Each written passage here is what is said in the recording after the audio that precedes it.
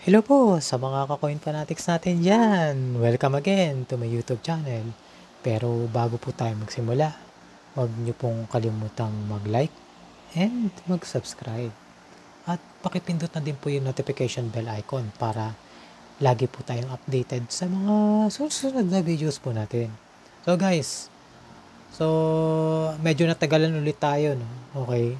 Ayaw po kasi namin mag-ulit, magdoble ng mga content, kaya nagbe-base lang din kami dun sa mga request ng mga ka-coin fanatics natin. Okay? So guys, yung nakikita nyo ngayon ay yung tinatawag natin na NGC na 10 piso. Yan. So, sa mga nagtatanong kung ano po yung NGC, ang ibig po sabihin ng NGC ay New Generation Currency. Yan. So, ang topic po natin ngayon, okay, bibigyan natin ng linaw kung bakit sabi nila si 2018 at 2019 lang ang merong tinatawag na identical error na tinatawag. Okay, so sa mga NGC, mga coin fanatics, most likely ang error na lumalabas yung tinatawag na metallic clusters. So i-explain po natin yan. Okay, so umpisahan muna natin, recap mo po muna tayo sa coin natin na NGC 10 piso. Okay? So, standard type niya circulation. Okay? Lumabas po yan 2017 to 2020. Ibig sabihin, yan po yung mintage niya. Yung ibig sabihin as yung mintage na yung pagkakagawa sa kanya is for 2017 to 2020. Yan. So, yun po yung ibig sabihin ng mintage. Then, yung value niya is 10 piso pa rin. Okay? So, kung nakikita nyo yung face value is 10 piso. Ibig sabihin 10 piso. Pero, syempre, may pero dyan. Hindi naman porket 10 piso yan, ganun na siya. So, meron pa rin yung value na tinatawag. Okay? Yung sa mga collector's value. Yan. Pero, it doesn't mean kung may collector's value niyan, yung mag-iiba yung face value niya. Hindi po ganun. Okay? Nagkakaroon lang po yan ng higher value kapag meron pong collector na bumili sa inyo. Yan. So, maliwanag po okay? So, ang composition po niyan, mga coin fanatic, ay nickel plated steel. Okay? So, plated siya ng nickel. Pero, in steel form siya. Okay? Ibig sabihin, pag nawala yung nickel plating niya, pwede pa rin niya magkaroon ng corrosion kasi steel pa rin siya. Yan. So, ang timbang po niya ay meron po siyang 8 grams. So, ang diameter niya 27 mm. At may thickness po siya na 2.05 mm. Okay? So, meron po yung number or yung tinatawag nating number. Ito, lilinawin natin mga coin fanatics kasi may nagtatanong. Ano po ba yung pinagkaiba nung sinasabi yung number tapos yung reference number? Yan. So, ito po, pa-flash ko.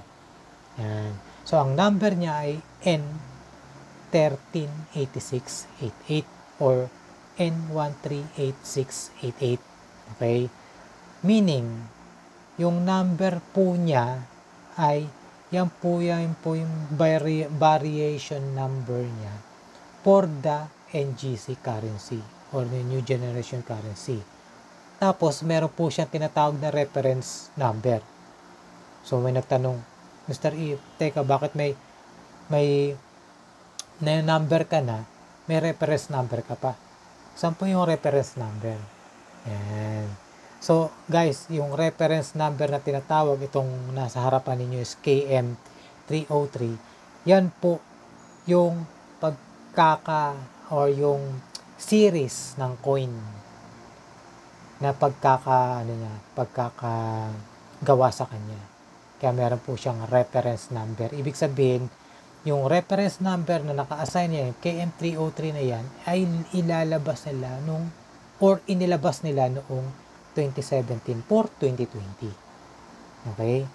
Tapos, yung minting or yung tinatawag nilang another reference number na tinatawag, yun, yung itong unang binanggit ko sa inyo, yung N138688.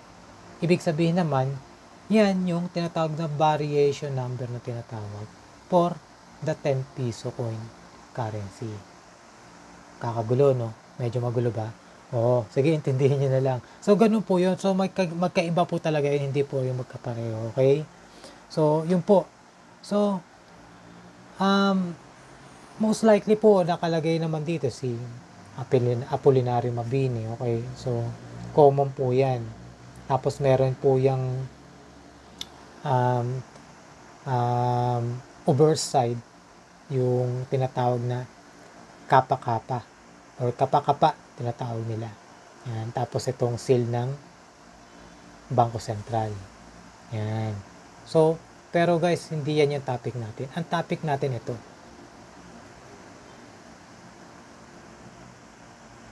Nakikita niyo yung mga gutlig na yan. Yan. So, yan ngayon yung pinagtatalunan namin ng mga coin collectors. Bakit si 2019 and 2018 parehong may ganyan na error? Identically. Ibig sabihin, kambal pareho. Pero tinitingnan ko naman, hindi naman sila pareho. Pero tingnan natin, guys. Tingnan natin kung pareho. Ito sa harapan ninyo is si 2019. Ayan, makikita nyo 2019. Tingnan nyo yung metallic clusters niya. Okay? Ayan. Tingin tayo ng pwede nating i-compare apple to apple sa isang hawak natin na coin. Ayan. Diba? Compare natin doon sa isa. Ayan, pagdikitin natin. Ayan. So, tingnan nyo tong si 2018 at si 2019. Tingnan ninyo kung saan nagsimula yung clustering ng metal nila. Nandito sa pisngi. Parehong pareho. Diba? Parehong pareho sila. Ayan. Sorry guys, nag-glare kasi makintab yung reflection ng ano yan. Dito, may kumutlig na parang saging sa pisngi niya. Tingnan natin sa kabila. Ayun, meron din guys. Tapos meron triangulate doon. May triangulate din dito. Yan, tapos parang merong crown dito sa bandang eyebag side. Yan, oh. Tapos meron din crown dito. Ibig sabihin guys, yung batch netong 2018 and 2019, iisa lang yung planchet. Yan. So ito yung tinatawag nila na merong identical error sa dalawang magkaibang series, 2018 and 2019. Yun nga ngayon pinagtatalunan nila ngayon pagdating dun sa value. Okay? So, dun sa nagtanong sa atin, okay, ito po yung sagot dun sa tinanong ninyo regarding po dun sa clustering. Yan. Pero with regards dun sa presyo na tinatanong nyo mga ka-coin fanatics, okay, si 2019 po meron po siyang value na 68 pesos sa XF or extra fine. Yung sa uncirculated, halos wala siyang presyo, depende na lang doon sa buyer. Si 2020 po yung halos mahal. Okay, so medyo mas mataas yung value ni 2020. Pero si 2019, ano yan, tawag dito, meron yang corresponding value na not more than 200 pesos. Not less than 200 pesos para doon sa uncirculated. Most likely mabibili sa inyo mga 300 pesos ang isa sa isang 2019. Okay, ito si 2019. Si 2018 naman po, medyo madami to kasi 84% pa po yung frequency nito ni 2018. So, ibig sabihin madami pa siya. Si 2019, nasa 16%, if I'm not mistaken. Yan. Si 2020, nasa 4% yun. Tanda ko pa yun. Yung sa review namin. Okay? So, depende yun. Pero dito po sa case neto ni 2018 at 2019, ang hinahanap ng mga collector yung metal clusters na identical. Pero magkaiba sila. 2018 and 2019. Yan. So, yun po. Sa mga ka-coin fanatics na gusto pong mag-request ng mga content natin, message lang po kayo dito. Okay? So, na-check naman po natin mga messages ninyo. Hindi lang lahat. Pasensya na po sa mga coin fanatics natin yan. Yung iba dyan, sigurado nagtatampo. Sabihin, hindi naman nagre-reply. Pasensya na po. Sa sobrang dami po talaga, natatakpan na po talaga yung ibang query ninyo. Okay? Medyo, alam nyo na, ang dami nagtatanong. Pero, sinisikap naman po namin na masagot po yung mga tanong ninyo. Okay? So, yun po. Sa mga meron po dyan na ganyan pong kaso, 2018 and 2019. Yan. So, check nyo po yung mga coin ninyo na ganyan. Baka meron po kayo.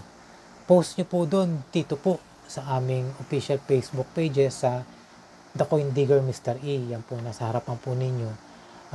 Madali lang po hanapin yan. Nagkaraan lang po tayo ng problem lately. Alam niyo naman, meron po mga inggitero at inggitera na gusto tayong i-down. Alam niyo naman po, crab mentality, di ba? Yan. So, ayaw po nilang nakikitang sumisikat yung mga kasama nilang vlogger, kaya panay na lang po yung mga paninira nila. Yan. Pero, sa akin naman po, wala naman po yun. Depende na lang po talaga sa manunood. Depende na lang po sa inyo. Kayo na lang po maghusga kung sino po yung mga alam ninyong jumajapik-japik lang dyan. Yan. Okay? So, yun po. Mga coin fanatics, maraming salamat po sa mga suporta ninyo at lagi po yung pinapanood po ninyo. Ito po ang aming channel.